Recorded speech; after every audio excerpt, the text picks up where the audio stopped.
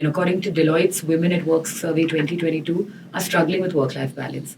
1 in 4 are giving up their careers because they're saying they're burnt out. Right. And it causes all kinds of long-term health issues as well that women land up dealing with a lot more than men do Right. later on in their lives, because we are not taught, and we're not taught and given the discipline and the encouragement to actually focus on ourselves as well. Right. Yeah. And so that's a big part of MAMMA-MIYA to me is we'll help you get everything you need to get done, because till you do that, you don't have the mind space to even think about yourself.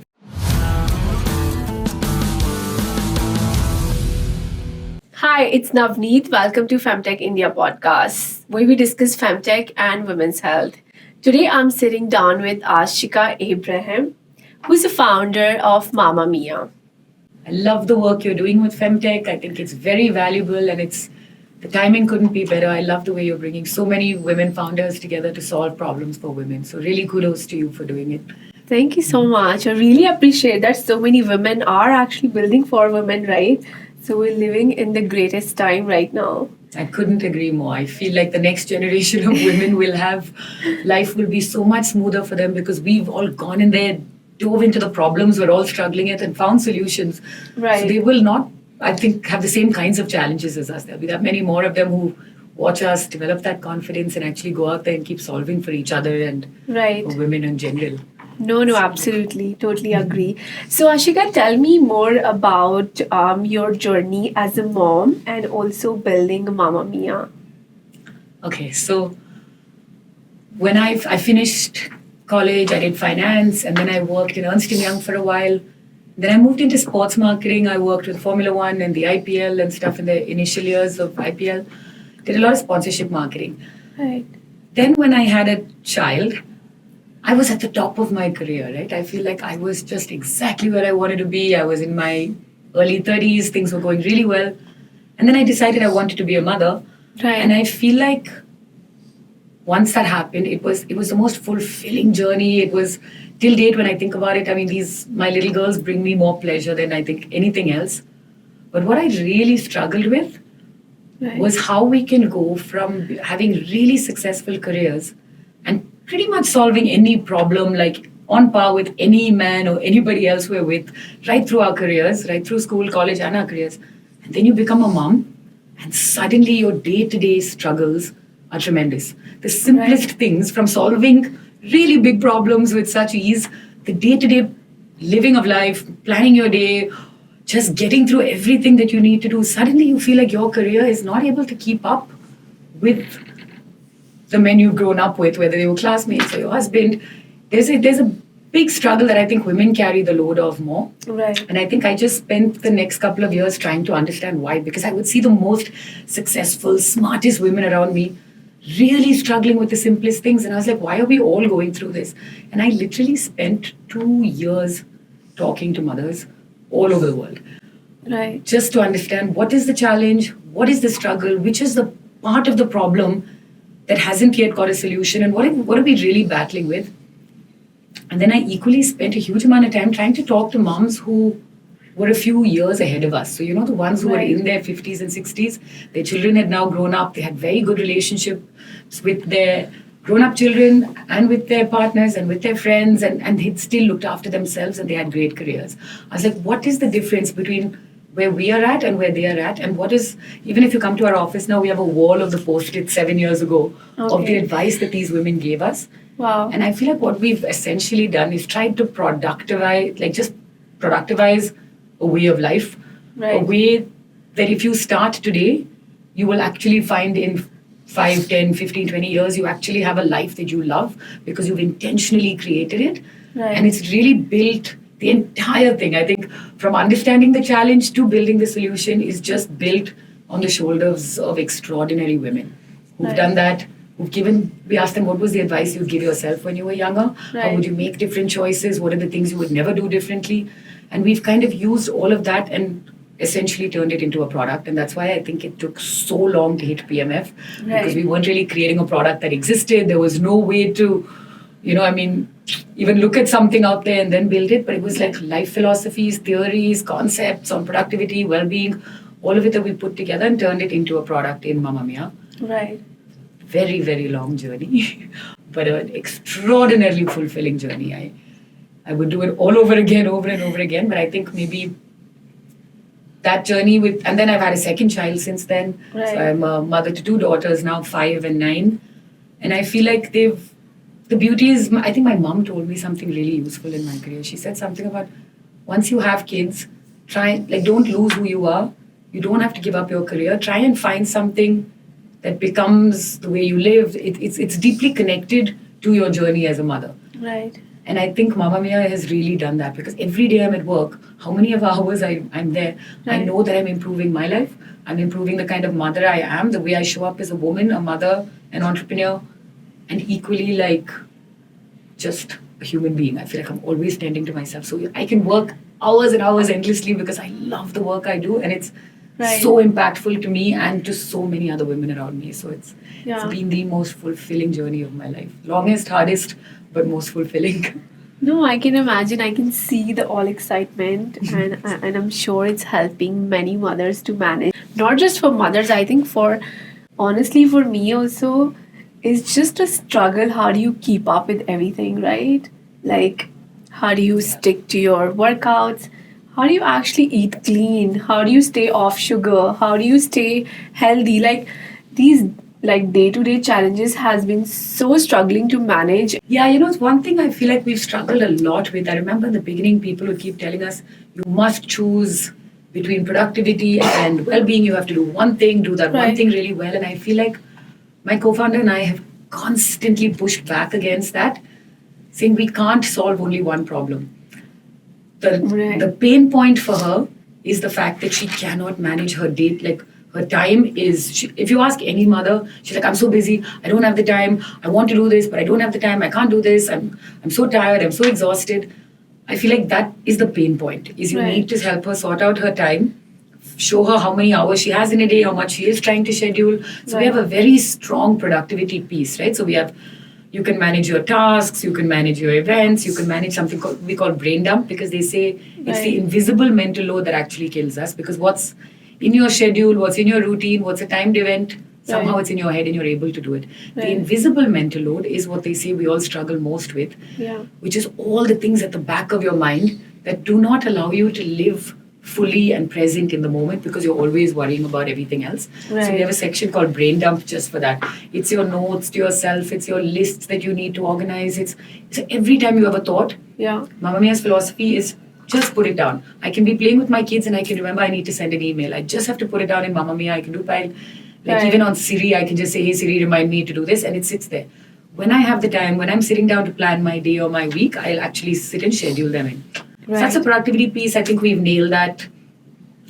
But I think the part we've consistently pushed back is what you were talking about, is it's great to be productive and efficient and get through everything you need to get done in a day. Right. But we wear so many other hats, right?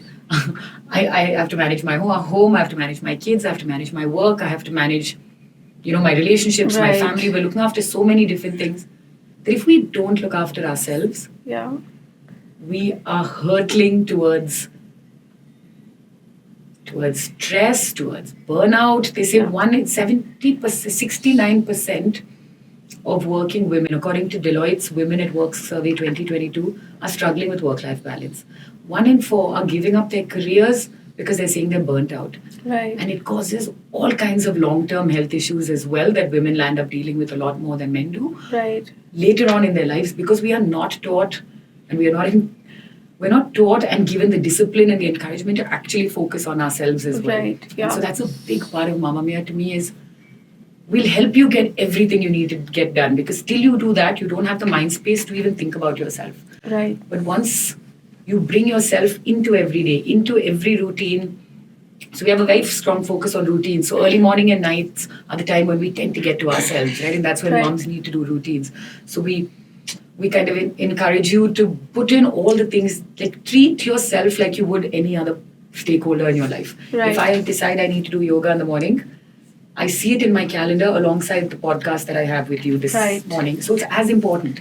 So we have True. to prioritize ourselves, really put our well-being there. And I feel like, people keep saying, what about parenting advice, and why don't you do this and that in content? And I'm like, I think every mother knows how to parent her child, given Right. her situation, better than any expert can advise us on. Right. But I think what we don't know is how to look after ourselves. Yeah. What we don't, like all of us struggle with making ourselves a priority, making sure that your exercise, you're making some amount of time for exercise, you're making some amount of time for like just quiet time by yourself, for reading, for making time for your friends, for even just like we sync with the Apple Health Kit and the period calendar, right? So when I'm planning my meetings or my holidays, I can actually, like when I look at my month drop down, there are these little pink circles around the days I know I'm going to have my period. Right. And I'm like, okay, I don't want to be on a beach holiday while that is there. That's a part of my well-being. Yeah. We have a gratitude journal where at the end of each day it asks you, what was the one thing that made you laugh? What was the one thing that brought joy to your life?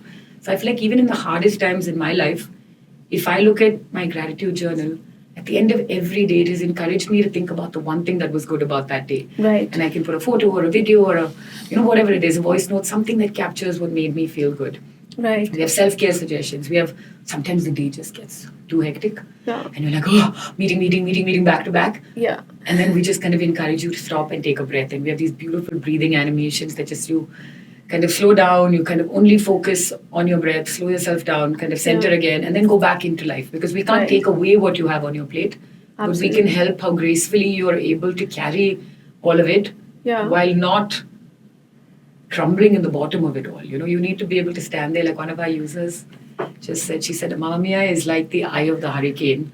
She's like, it feels like hurricanes keep coming in parenting, and each time it's a different kind of hurricane. But I feel like by using this, I'm actually able to be the eye of the hurricane, which is actually the calmest point, right? They say you can stand in the middle of a hurricane, and it's. Right. She's from Florida, so it's quite ironic that she says it, because she's like, in the eye of the hurricane, you are calm while the world around you can be exploding. Right. Work can be, personal life can be, but you are able to actually feel centered and calm. Yeah. And that's the only way you can actually deal with the problems or whatever is around you that needs to be dealt with. Yeah. It actually sounds pretty interesting. I'm not mom. Can I use MAMMA-MIYA? I really think anybody can. I really think anybody can. We have one section which is mom focused, which is, templates and like calendars that work for mothers. We have some content focused on mothers. We're looking at a little bit of very intentional community, because that's, I think, so there's one piece of it that does that. The rest of it is anybody who really wants to live, I call it a balanced, intentional life. Right. I think a life that feels full to you, that feels fulfilling when you look at it at the end of each day, at the end of each week, it needs to feel full. So I feel like anybody who wants that, who wants to be intentional about how they live, right? So for example, with you, we have this concept called hats, right? They say we all wear different hats in life all the time. You can choose the hats that matter to you. So the only one we don't allow you to edit or mess with is the me hat.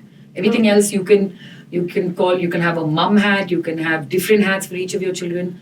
I've broken up my me hat into mind, body, and soul. Because when I started doing things for me, I realized it was only physical. Right? My exercise is my me time. Yeah. But then I'm not actually growing my mind. I'm not focusing. I'm not meditating. I'm not learning new things. I'm not doing enough for my soul. I'm not like spending that little bit of time every day thinking about purpose and why I'm here and what I need to do. So when I did that, we have all these insights, right? And then even work. I think as entrepreneurs, you're doing product, you're doing marketing, you're doing business, you're doing networking, you're doing fundraising, you're doing everything. So I actually split my hats into each of those. One day I'm wearing a product hat. I'm sitting with you for a marketing hat. I'm going to meet another agency in the afternoon. Each of these have different hats. Right. And then there's family, there's friends, there's all of these things. Like friendship is a big thing that we all tend to lose out on as we get older, because our lives get so full with work and home and family but it's such a critical part of our lives. It is so important that we continue to retain and invest in our friendships. Right. So then what MAMMA-MIYA does is it actually shows you insights. Right. It says, this is the amount of time you're spending on each of your different hats this week. Got it. And then I look at it and I'm like, oh wow, okay, there's an imbalance or there's a balance that makes me comfortable. We don't believe in a perfect balance. There's no such thing. It's an unnecessary pressure. This concept of super moms, this concept of, being some Wonder Woman kind of thing is an unnecessary pressure we put on ourselves. I feel like the only person the balance needs to make sense to is yourself. Right. Some weeks I'm okay if my work is heavier. Some weeks I'm okay if my kid hat is heavier. But I have to make it intentionally. It has to be my sense of balance. So MAMMA-MIYA actually shows you how you're spending your time across these different hats. Right. And then it'll also show you something like, for example, we have the hats that you haven't spent time on. Yeah. Right? So I'll be like, oh wow, I haven't actually spent any time on marketing this week, or I've lost touch with product, or I'm not doing anything for my mind this week, or if Yeah. I've made no time for my friendship. Or with moms, I think a lot of it is they tend to find that they don't spend enough time with their partners because they're so Right. busy parenting and working that they're not actually able to Exactly. invest in their relationships after a point. Yeah. So MAMMA-MIYA really just brings your data back to you in a very beautiful, non-judgmental way that allows you to make better decisions for your Yeah. own life. There is no judgment on how to do it right. You get to decide that for yourself. Right. So I feel like it's for anybody who wants to live Yeah. a little bit more balanced, a little Right. bit more fulfilled, and just feel like your day is under your control. Yeah. Yeah. You know, Can you there's- also add your partner? Yeah, we have a great delegate feature that we've just brought in where, because I think that's, Yeah. again, one of the issues one of the moms wrote back to us saying is, I love the app, I rely on it for everything, but I feel like now I'm doing even more than I was doing earlier. I want to share the load of this with, Yeah. so we're kind of constantly hearing from our users, and my tech co-founder is incredible. In like a few hours, hours, maximum a couple of days, that feature will come in. So it's the whole product is Right. being built on this kind of, Yeah. I need my partner to do this. I'm not Right. able to. Like, we sync generally with all Yeah. your Google Calendar. I think apps and she's calendar. also mother, right? So Yeah. I think you both very well understand the problem statements and building the backend also by your female tech founder. That's crazy. It's extraordinary. Yeah. It's a gift to be able to do it. I think in the beginning it was us really pushing, but today the product is entirely user driven. We have a Right. group called MAMMA-MIYA's Evolution, and every time moms come in with their opinions, and if they're keen on it, we add them to this WhatsApp group, and they're constantly giving us feedback on Right. what's working for them, what's not, what they wish they had, what's frustrating for them, and the Yeah. product keeps evolving like that, and it's incredible Right. to find, because to get a woman in tech, Right. especially a mother, because, and that's what she says. She says in engineering college there were as many women as men. When they started their careers, there were a few less women than there were men, But when you come back to work after having kids, Right. she's like, you look around and you're like, where are all the women engineers? Where did they Yeah. go? And I think that's something that's very close to her heart as well, which is why she pushes MAMMA-MIYA from the let's keep these women at work. Like, Right, of managing course. your day-to-day life, struggling with work-life balance are not struggles Yeah. that should limit the way you live. We just need to find solutions, and there are pretty simple solutions. We don't Basic really- things, yeah. very basic things that can Yeah. keep you at work. I mean, there are far bigger problems, and I think there are women and mums around the world battling for that. I think they, right from White House lobbying to building employee well-being platforms to kind of health tech for women to bringing women back to work, recognizing career breaks. Whether it's Herky or Mums First or Marshall for Mums or Mother. Honestly, there are so many companies working on this entire journey of motherhood and ensuring Right. that we keep women in the workforce for their own fulfillment, for economic benefits to Of course. societies, and for social benefits, and even for the next generation of children to grow up seeing that becoming a mother should never have to be a choice between motherhood and the rest of your life. You Yeah, must continue true. to live a fulfilled, extremely meaningful life while also being a great mother. It doesn't mean you have to make a choice, and that's something I think Right. we believe very strongly in, and we've tried very hard to kind of keep that perspective in everything that we do at MAMMA-MIYA, is to make sure that we live our best lives so that we can be the best kind of mother we can, right? You actually building from India, right? And where are your users located around the world? So this is really my favorite part, is we are a 2-mom company right now. So it's just my tech co-founder and me. We've just got our first team member come on board, but we are essentially we've had completely organic growth Right. in 125 countries. Wow. And to me, the validation of that is this is a universal problem. Right. If I get into telling you how to parent or nutrition or any specific areas, then there's a cultural difference. But because MAMMA-MIYA is essentially just giving you guardrails or a system or a tool that you use to customize to your own life, there are actually no boundaries globally. So we're in 125 countries, with the majority of our users coming from the US. Right. And actually, our second largest market is India, which is why we've now just released our Android version as well. All this time we were only on iOS. Right. And we have Russia, we have Africa, we have China, we have, all Wow. of Europe, I mean, obviously America, but we have like Latvia, and we have countries that I've actually never even heard of. Each time I ask Navneet, please send me the list of countries, because you're hearing of countries you've almost never heard of before, and Right. that's how universal the challenge is. And really, that's the narrative I want to build. That if we all work together, if you think about it, no matter how much different countries have socially or economically progressed, Right. why are mothers still struggling with this? And why are there no solutions out there to actually help us solve this problem? It's Right. clearly a global problem. So while we sit out of India right now, Yeah. in fact, our entire team is here, the tech is run out of here, we are looking at expanding our team base to different countries, really just because there will be, Right. maybe certain cultural differences in how mothers, in what more they want from the app, I think. Right. So, certain countries will push the self-care thing, for example, in the US is something that people are comfortable with. Moms in the US recognize that they need to start, or at least a narrative exists, that they need to start taking care of themselves. That, Right. okay, if your cup is full, can you pour into anybody else's? In a lot of other cultures, that's not even a narrative. Your role is just give, give, give, give, give. But I think in a lot of, I think in Iceland, in a lot of European countries, they've already recognized that the mother has to be okay. Like, you have to look after yourself to be able to look after your world. Right. And that's been, so we're actually, again, even growing our team is amazing, because it's our users who we're growing with. So one of our users sent us the most beautiful video about how MAMMA-MIYA has changed her life. And I Right. straight out reached out to her and I was like, would you like to create content for us? And she's like, I haven't actually worked since I had the kids. I don't know if I still have it in me. I love Right. writing. And now she's going to come on board and actually help build content in social media. And she's sitting somewhere Wow. in the US. There's someone else Yeah. in the UK who's came up with really interesting ways that we should build a business and scale. Right. And I feel like, so we're really hoping to build a for moms by moms company, because this is a problem that even every time I meet an agency or anyone, I'm always like, are you a mom? Because you need to be empathetic, deeply Right. empathetic, not sympathetic, but empathetic to the issues of a mom.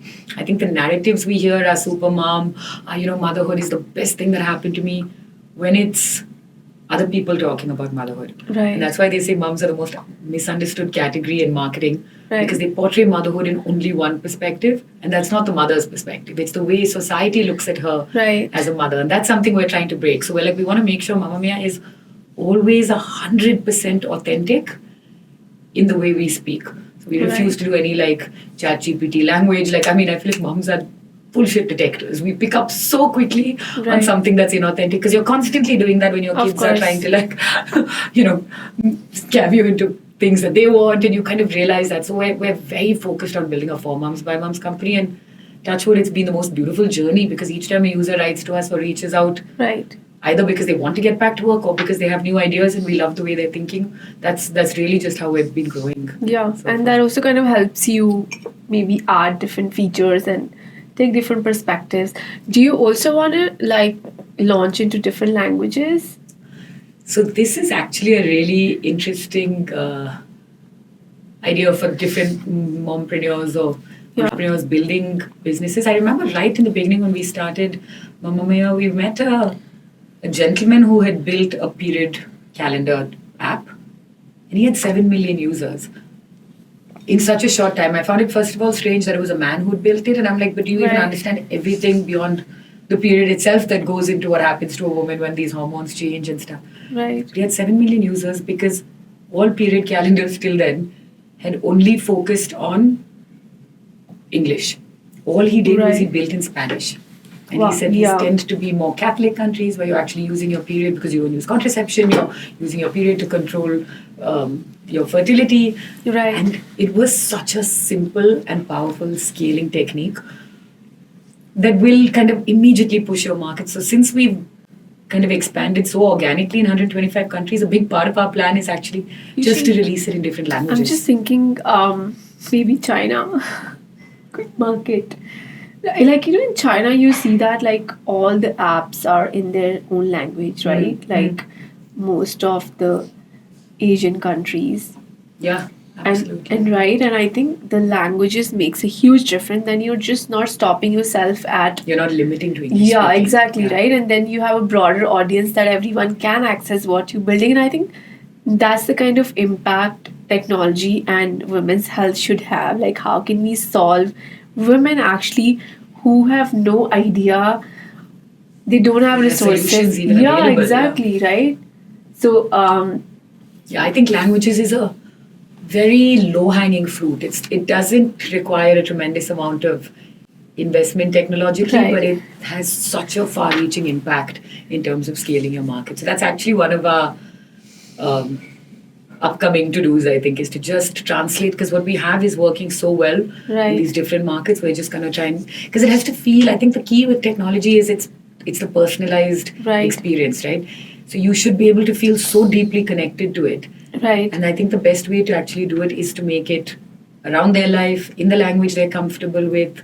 right. I mean, ideally, even visually, you should be able to customize it to the way that works for you. Yeah. We spoke a lot about Mamma-MIYA, and I think you're doing something really amazing within just short span of time. I think you made a great impact, not just in India but across the globe, right?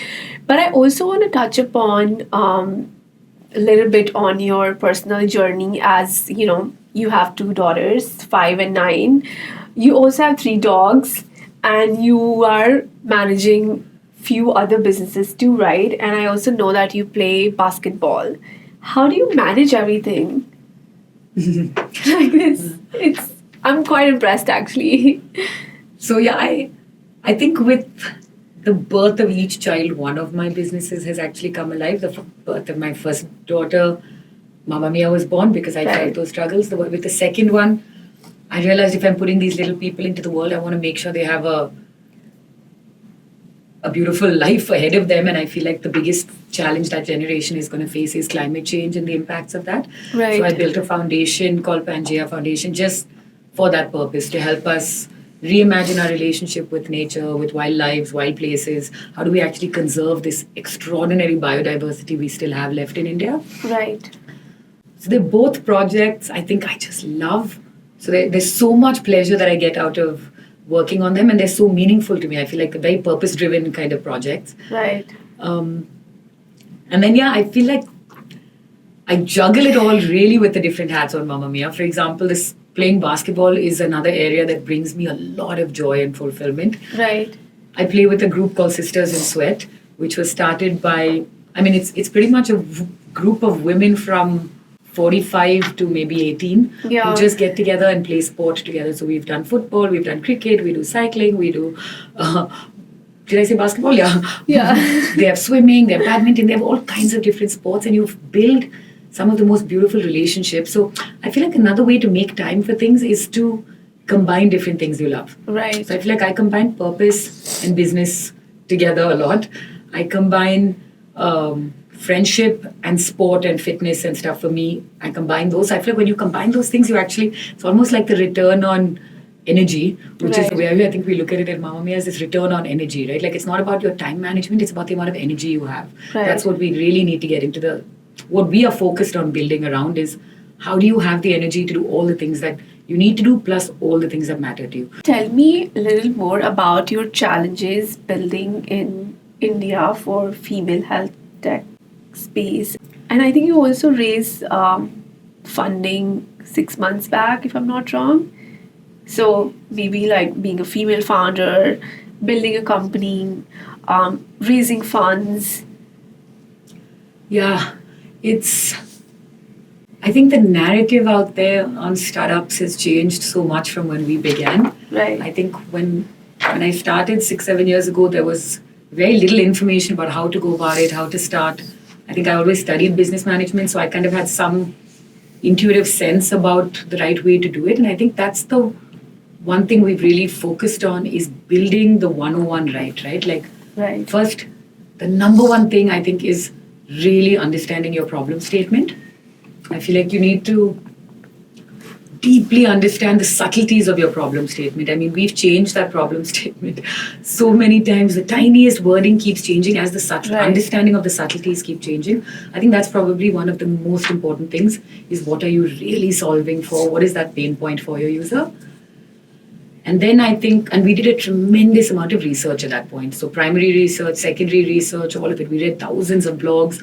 I have had thousands of conversations with moms around the world to understand just the problem. Right. Then you go into the solution, and the solution is if you're building from scratch and a completely original idea, it can take a very, very long time to hit product market fit. Right. I can very honestly say we've only hit it in the last 6 months, where that user obsession comes in. Now I know, and for a long time, because you have to keep pivoting your solution from what you want to do to what you feel like you need to what your users are telling you. Then there's a long period where users are not speaking to you, and so you're not able to get the feedback to change the product. I mean, I think that was probably the hardest part of the journey, is pivoting and pivoting and pivoting till you actually hit that soft spot that is exactly what the user needs, wants, and love. Like every single user review today talks about love. Even the negative ones, if we get a 1-star rating, it's generally someone saying, I loved this app so much, but now something happened and I can't do this, I can't do that.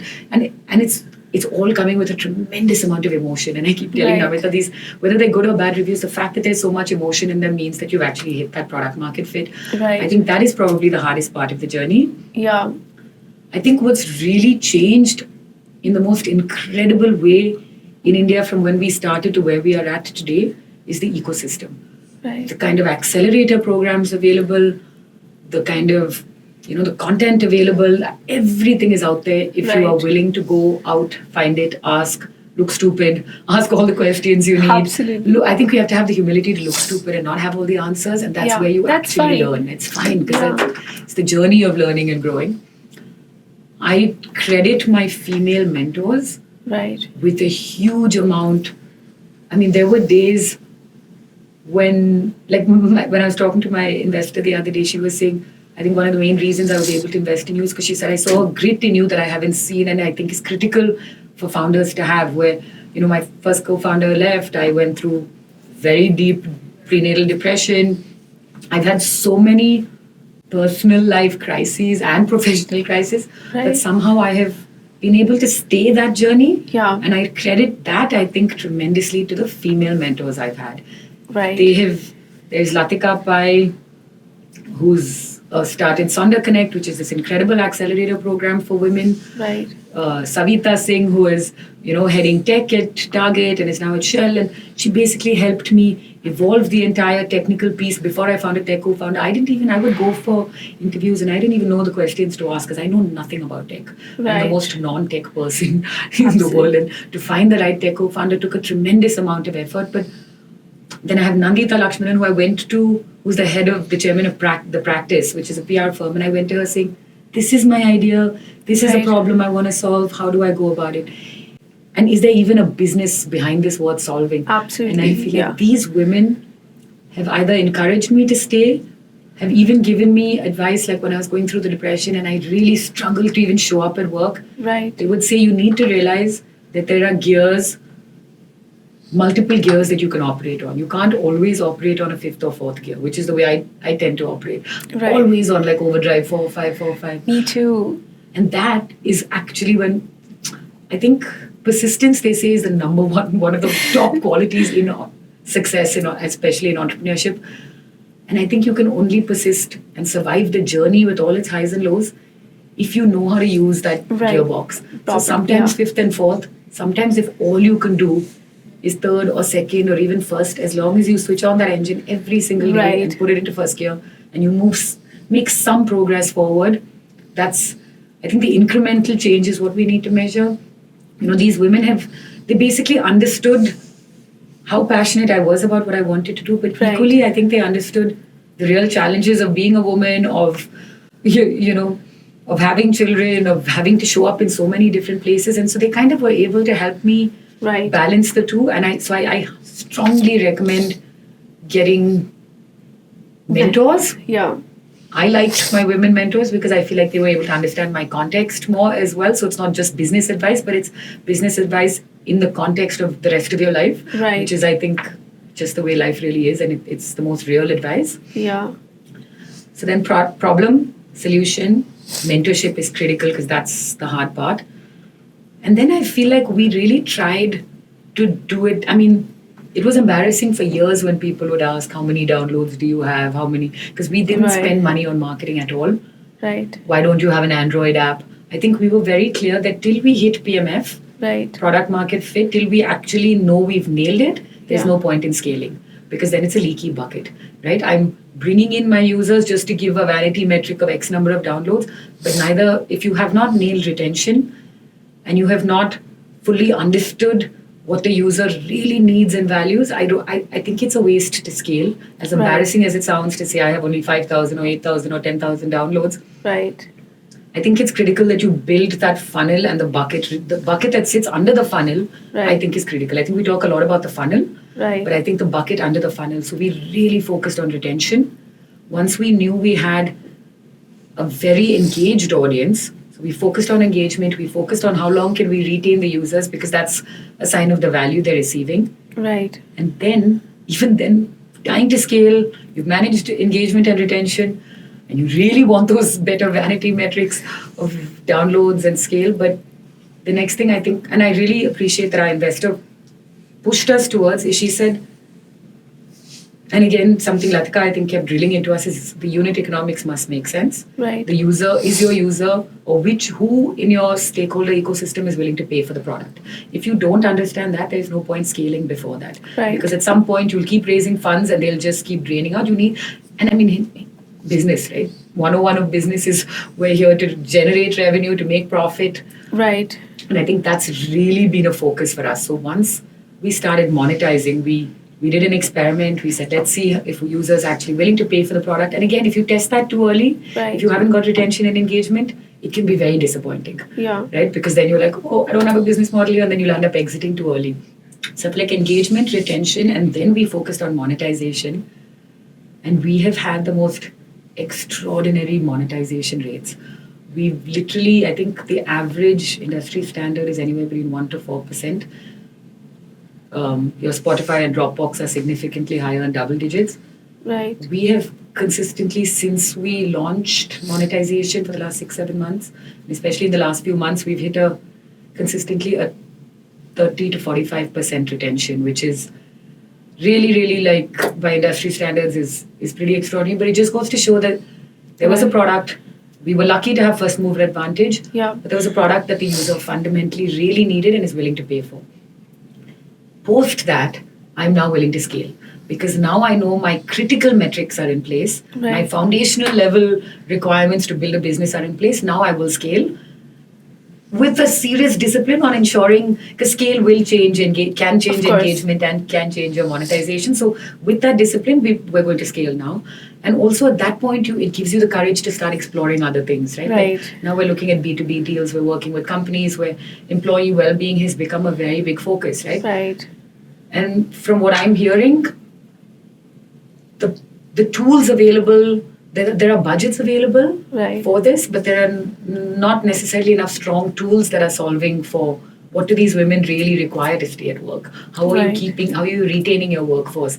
How are they actually productivity and well-being significantly impact output, of right? course, Which then drives your bottom line, which is your revenues for your business, and profitability. All depends on how committed, strong, and empowered your employee base is feeling. So now we're moving towards doing a couple of B2B deals.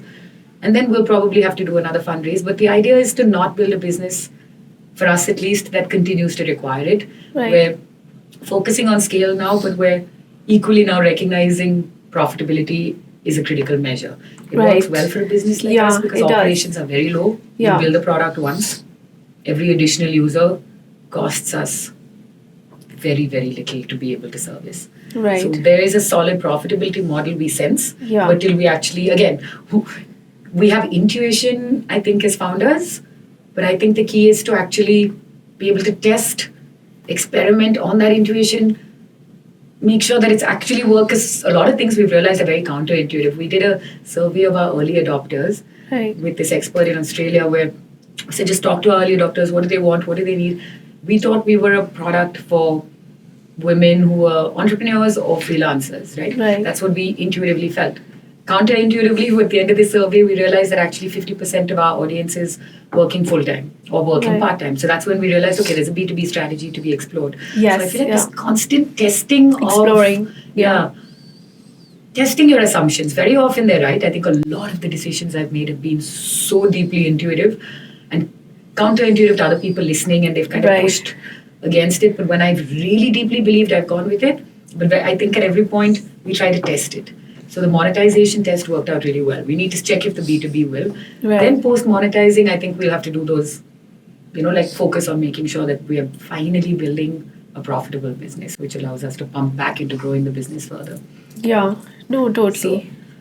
So, strongly recommend very, very deep clarity in your problem statement and all the subtleties around it. Even if it takes a couple of years, it is so worth it, because you can wake me up at 2 o'clock in the morning and I have every answer about the problem statement. Right. I know it in every cell in my body. Yeah. The solution took years and years and years, and I think that's the hardest. So don't give up. Just focus on user feedback. Right. Sometimes it's the hardest thing to get. And then when you try and hit that, the journey to product market fit is very difficult. Right. But once you have that, the confidence it gives you to take on everything else, I think then fuels the rest of that journey. Right. And we've also been, again, counterintuitively, when we were fundraising, everyone's like, you need to go to X number of investors before you can actually get your first investor, multiple pitches. Right. I was very clear that I wanted I'm very intentional about the kind of investor I wanted in an early stage. Right. I think sometimes investors put in a lot of due diligence into founders. Right. And I think as founders, it's equally important we do that back to the investor, because you need to be aligned. Of we course. care so deeply for what we're building. Yeah. They see numbers. Yeah. Right? So there's a quantitative and a qualitative side. And if they work together, it's brilliant. Like between my investor and the mentor she brought on board, they have helped us transform the business, just because we were so deeply aligned in terms of what the North Star is, in terms of how we want to build a business, but what we're building for, who we're building for, and how we will prioritize Right. the right step at the right time to actually build a very sustainable business in the long run, right? That's what Right. we're all here for. I think the saddest thing is when you build so big and you have these huge numbers and Yeah. everything looks so good and you're all over the press, and then before you know it, slam, and it's Right. heartbreaking for a founder, because you it's like a baby. You put so much into what you're creating Right. that I feel like if we try and create very strong foundations, Yeah. maybe I'm still too early to speak, but I hope that will build a more solid, long-term, sustainable business that still continues to drive value for all stakeholders. Right. No, I absolutely agree. And I think many founders, they don't understand this, because I also believe in the business should be profitable, and everyone actually just running behind raising funds. You need to understand the problem statement. You need to build the right product market fit, whichever the country you are in. So you're actually solving for women, right? And there is a problem, and which has not been served, is underrepresented. And how are you building this differently? It really matters, because for your users also, it's something they're exploring first time. Yeah, there's the user thing is, I think, what the obsession should be with. Right. But I always had this opinion that it's not my job as a founder to chase investors. Right. My job is to build something that my users absolutely love, and yeah. to figure out how to reach my users in the most authentic, meaningful way. Right. It is the job of the investor to find founders like us. Yes. Because they, I feel like some of the advice I've heard from much older people in business was essentially the intangibles are what you must focus on. The tangibles, which is the funding and stuff, will come in when you have when you have a user that loves your product, is willing to pay for your product, and you know how you can actually reach them scalably but efficiently with an affordable CAC and all of that. I think when those pieces are in place, right, fundraising takes a tremendous amount of focus, time, and energy. It's a full-time away from job. Building your business. Right? It's like a full-time thing. You're constantly chasing, talking to so many people, pitching your ideas, and actually investors also take their own time, as you said, the due diligence. They take their own time. And each rejection can be very difficult. Of course. They don't necessarily have all the answers themselves either. Right. Like each investor will come in with their lens, like we come in with our lens of the world. I feel like it's very important to figure out the kind of investor you want. Right. And equally to figure out, like for example, the first investor, we had hit a point where we bootstrapped to build a business for 6-7 years. Okay, I've Yeah, that's crazy, right? savings, 6, I've 7. sold paintings, like I've sold my art to build this business. Like I've just Oh my put God. everything I had into it. Every time I was gifted, like anything I would, like, came as, these gifts for birthdays, cash, anything I would put it into MAMMA-MIYA. I remember my father-in-law wrote me a note saying, this is for you, not for, your dogs, your children or anything. And I obviously went straight into MAMMA-MIYA for me because that's what I was building that I love. So I bootstrapped for 6.5 years. When I realized that now funds were the only thing holding me back, is the point at which I took funding. Yeah. Today, funds are not the problem. I know the funds will come if I can show these mechanics are working really well. Right. Now, I've realized I might need further funds to scale. Right. But I think a more efficient way to scale is to work with a strategic investor. So I need some amount of cash to kind of scale, but I don't want that scale to be driven only by marketing budgets. Yes, exactly. I need it to be built by either somebody who has access to mom markets or to somebody who's got access to B2B markets. Yeah. Somewhere where who can also probably help you scale up your business, who also understand why you're building what you're building.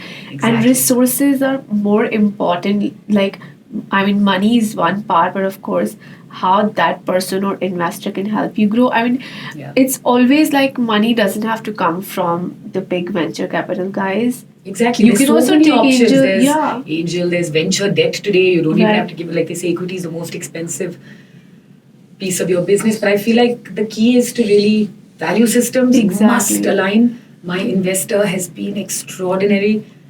The point at which she committed to invest was a point when everything was going really well.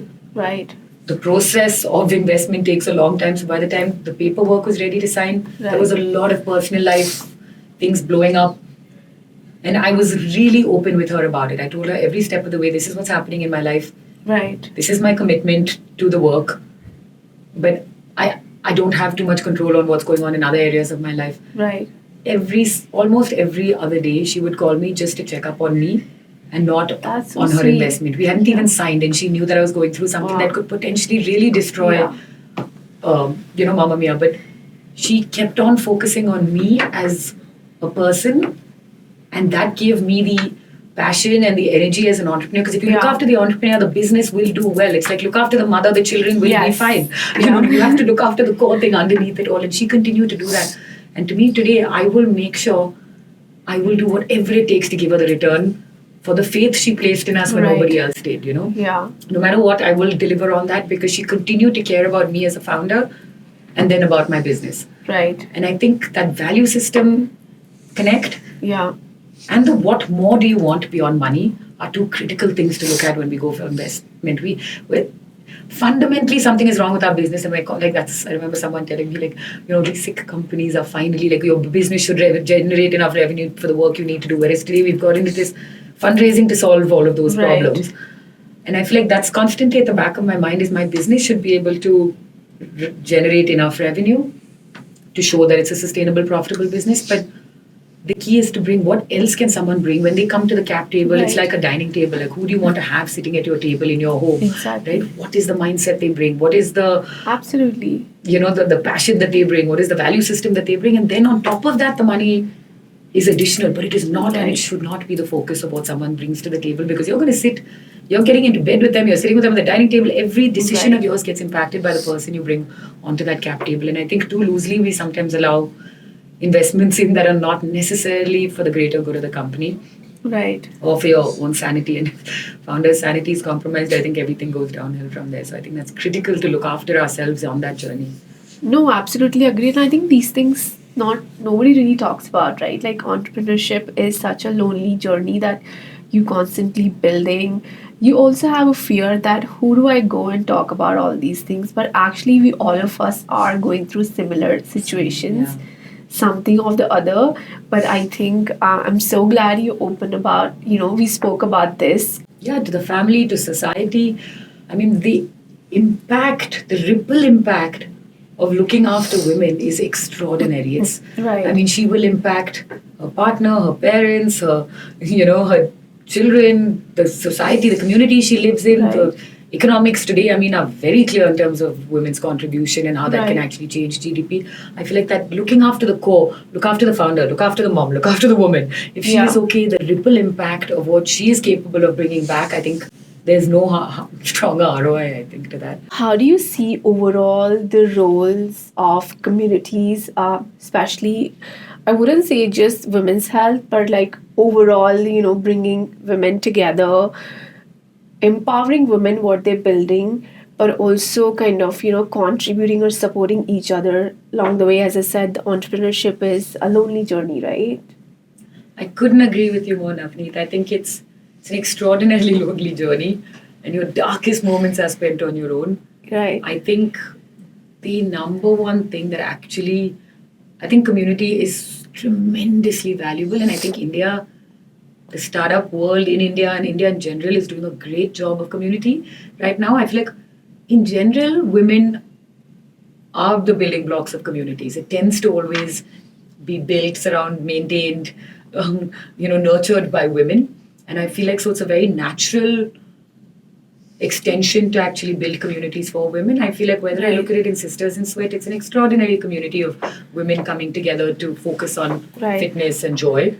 They've been doing a great work, actually. They're doing, and it's amazing because it's all these different age groups. In fact, I met my gynecologist the other day who's 55 something, and I asked her about something about, is it okay if I continue to play sport? And she's like, is it basketball? I used to be on the national team, or I used to play for college. And she's like, can I come? And I was like, that's the beauty. And she might be in her 50s. There are so many different, so they bring fitness, sport, and the joy of sport together beautifully. But the community is what actually elevates the entire experience, right? The kind of friendships you build on a field or on a court. Right. You can see so much more about a person's nature when you see them on court than you will ever see when they're wearing a suit off. You can say whatever you want, but you see instinctive behavior, I think, on a field or on a court, and I treasure that. Understood a lot of friendships through that. I feel like Sonder Connect is another community where a group of very successful women who realized that as they rose further and further in their careers, they realized the rooms were getting more and more empty of women. They're like, why am I the only woman sitting at this table? Why are there no more women? And they built Sonder like that, and it's again an incredible community. You can go to that WhatsApp group. Each cohort, they add more people in any kind of question. Somebody somewhere in the world, or somewhere, actually now they're pretty. I think they've expanded beyond India as well, but they will solve different problems for you. I think what you are doing with FemTech is again a completely novel concept. I think all of us are so busy building our own businesses. Right. And just about managing our own lives on the side with that. And I feel like I truly appreciate and admire how much you've gone into building community. You do it with offline events, you do it for Women's Day, for Mother's Day, for, while you're building your own vision and mission statement, you're constantly opening it up for feedback. You're trying to make sure you represent the views of so many different founders. I really appreciate how earnestly I think you have gone out, put so much time, energy, and money behind backing this ecosystem, like trying to create an ecosystem where we can actually help each other. And that's really the only way to, when one woman rises, we should all rise, right? I remember one of these mentors telling me, when you open the door, always hold the door open for the woman who's coming behind you. Right. And I feel like we're lucky to be in an ecosystem that is doing that. But I feel like in FemTech, in this space, you brought so many of us founders who might not have known each other together, where we can actually collaborate, that we might not have even known each other existed, or we don't even have the opportunities to create that. I really admire how you've done it. You've done the egg freezing. I think you're the first one to start those narratives in India about egg freezing. You pull off events where you bring women together to do it, and you put a tremendous amount of effort, I think. Thank you. Authentic, genuine. Okay, kind of I'm blushing now. No, it's really, I think we all have a lot to be grateful for that you. I love attending these things. I love being in these spaces and seeing what other women are doing and being able to. From your mom event, I think 3 or 4 different collaborations, all kind of bubbled from under you, but you're just bringing women together, and giving everybody that platform to kind of talk to each other, to raise issues together. You should talk a little bit about. I'm really in awe of the work I think you've done in a very short time period, actually, with FemTech. Yeah, thank you so much. I think I've always believed in collaborations are way forward. As of course, entrepreneurship is a lonely journey, but how do we combine our synergies, our businesses together and work towards one common goal? So, how can we contribute to each other? I think that's something I've always believed. the power of community is very, very strong. That support system or building an ecosystem or maybe creating opportunities for each other, and that value chain is very, very important. And I think, honestly, I've also learned a lot. Meeting some of the incredible women. I mean, like you, we've had conversations so many times, right? And I think that has also been great experience for me, that how to evolve, how to build an ecosystem, how to bring people together. And I think I'm also grateful to be able to do that, what we're doing today, but also very grateful the kind of work women are actually doing to serve other women and serve the communities and build communities. And I think finally that we've touched upon at the beginning, that we are building for, maybe our mission is to build better for next gen women. Like, they don't have to face or struggle what we have gone through, what my mom has gone through. Like, I'm not going through that, so my kids not gonna go through what we are going through. So it's like, I'm grateful to able to do the work, but grateful to bring people on the platform to even create those events. I think so. The why events also, because I've seen women are always, we're always talking about women in leadership. We're always talking about women, bringing them and talking about their businesses or how are they scaling. Some women have, that's great. I mean, women are doing great work, but how can we normalize conversation about women's health? Like that Mother's Day event was also like, they actually spoke about their challenges, right? Vulnerably, yeah. Right. So it's like, we are going through different things, and can we normalize women's health conversations too? Like, if we don't normalize that, we're building this category which is not even recognized in India.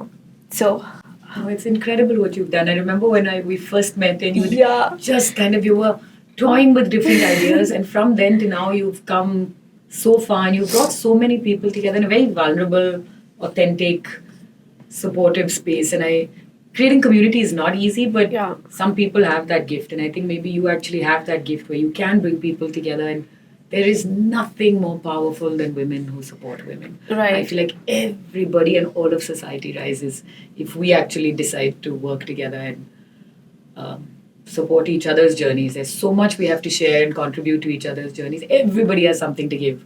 Right. The more you give, the more you get, and it just becomes a really, really beautiful ecosystem for everybody. Yeah, no, absolutely. I've always believed in that power. The more you put it out there, the universe gives you Brings it more. back. Oh my Sometimes God. you get double. Unexpected things happens because Yes, you're doing with yes. pure intentions, right? And I have seen that it's like, and we women are actually so good at, as you mentioned, intuition, that is so strong. You feel Exactly. where things are not right. And I think, We have to learn to trust it. In fact, yes, the female leadership style, yeah, we shouldn't try and mock or create the same style, to sit in the same room with men. I feel right, like we have an incredible sense of intuition. right, We have some very often much softer skills in terms of empathy, in terms of understanding, in terms of efficiency. There's so many things that by our just by our biological nature of being women, we actually bring to the table. And I think we need to start owning that rather than right, competing against something that's the opposite. I mean, that's different, right? Like, I don't right, think there needs to be a competition in it. I feel like men come with a certain set of skill sets and women come with their own. But I don't think we have fully learned to own it and embrace it. And I used to tell my co-founder all the time, I'll only talk at events when I'm allowed to do the spiritual entrepreneurship journey, because I feel like that has been the number one, the strongest thing that's driven me on this journey is like right, this. I've learned to trust my intuition. Like I keep saying, Mamma-MIYA has given me more than I have ever put into it. right. Because it gives you back, So whether it's many ways, confidence yeah. or courage or intuition, and all of those things then come into your personal life as well, I think. And when we do it together and we share these journeys, like you said, universe, I'm like, oh, I attribute a tremendous amount of our success Right. to the universe, to tuning in, to understanding that. Like we spend a lot of like weird things with meditation and manifesting and Right. visioning and stuff like that, and I'm so happy to share it Right. if people are interested in learning, because I feel like there are some things we've done that are not they haven't come from our greatness or our abilities. They have Right. come from way beyond. Sometimes Yes. I think we are just vessels of life's desire to create, right? Like if there is a strong need and you can show up as a really strong, resilient, passionate vessel, but Right. you just become a vehicle to create. And it's the most powerful, beautiful way to use your energy. Right. Because you're not, it's not you doing it, it's someone working through you, it's something or Exactly. something working through you, an Yeah. energy, and it gives you all the energy you need to do the most seemingly impossible things. And I feel like as women we have this. Yes. We We're so have good at so this. much. Exactly. We all Yeah. have it. But we don't talk about it. We're Yeah. so busy fighting the narrative and going against what's not fair. And like the other day I said something about a ceiling, and my tech co-founder looks at me, she's like, there is no ceiling. Right. It's like clouds and blue sky, like like hot water, like hot air balloons. We will rise as far as we want to. Like we need to take away some of the mental constructs, at Right. least. Yeah. I feel like there's so many women fighting for it, and I'm so grateful for them to do it. Right. But I do feel like we need to change some part of our mindset Yeah. to kind of from scarcity to abundance. We need to Yeah. start believing in ourselves, in our abilities, in our connection to the universe. That's the only thing that can create life on the planet is Right. the female in any form, Yeah. plant, animal, or Yeah. human. That's the closest you can be to universal energy. Right. And I feel like we have so much of that magic in us, but we're Yeah. so busy fighting for something outside of us. We're not even able to fully own and embrace all the magic that we bring to the table. Like, Right. it Yeah. really feels like magic sometimes. No, it does. And actually, like, sometimes it happened with me also. Like, I know people like around the world now, like founders, I call them my friends, and some random person will just send you like messages out of somewhere and you don't even know them, and it's so fulfilling. Like, you know what, you're actually putting good work out there. Like, there are people who gonna appreciate, right? So it's not like I'm asking for it or please appreciate me and all that, but I'm just saying, like, sometimes there are days that we just struggle to do things right, or like it cannot be all days are fulfilling. Yeah. Like, we have some down days, and how we really actually constantly do that to drive our mission forward, what we're doing, it becomes challenging because But that's when your community comes in. yes, I that's feel when like that's when community and the universe women come come. Yes, Yeah. because like I strongly believe in energies. Like, literally, if that woman has sent me that message, she's given me that good energy. Now I'm gonna give it to somebody else, so I can Yes, uplift yes, another women. So I yes. think the role of communities and supporting women and creating those resources will definitely go a long way. And I think that's the only way if you want to bring in female investor, we want to contribute to business growth, we want to create resources for women. There is no other way. I love that the way you said it, because it really feels like the days you can't do it yourself, Right. you lean on community. Like I feel like the universe and community become more help you continue to do it every single day, because you need to do it every day. Right. And it's literally like a magic thing of energy. I feel like we just pass on, like, you pass it on from one to the next, to the next, to the next, and everybody benefits. Everybody benefits, right? Yeah. So you just grace. Like you're lucky for that energy to go through you. Yeah. It's And I you like must pass see it. also they said women are little emotional. Of course they are emotional, but I'm not saying being emotional is a wrong side. Of course, emotion part is good if they're solving some problem. It's coming out of from that emotion because they couldn't find solution for themselves, and they're trying to create business out of it, which gets more challenging, and that's why there's a funding gap.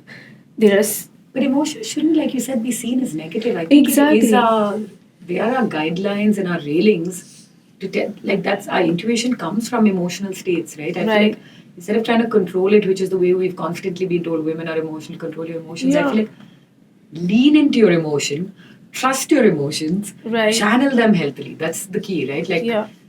I started this morning in a really bad state, crazy personal disasters, and I'm like, the truth is, when we share this kind of energy and we talk about bigger things, everybody's energy rises, and I feel like Right. emotions are meant to be experienced. Otherwise, they wouldn't exist. If they were not evolutionarily valuable, they wouldn't still exist if they held us Right. back.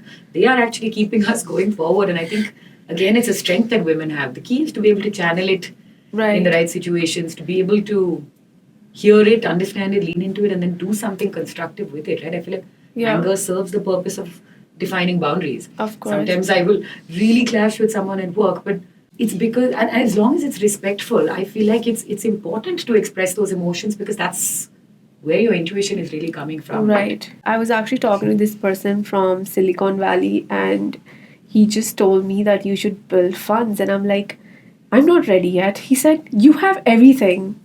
And I'm like, this is I'm talking about 6 months back. And I'm like, no one's gonna give me funds. Like, I feel like I still need to do a lot more.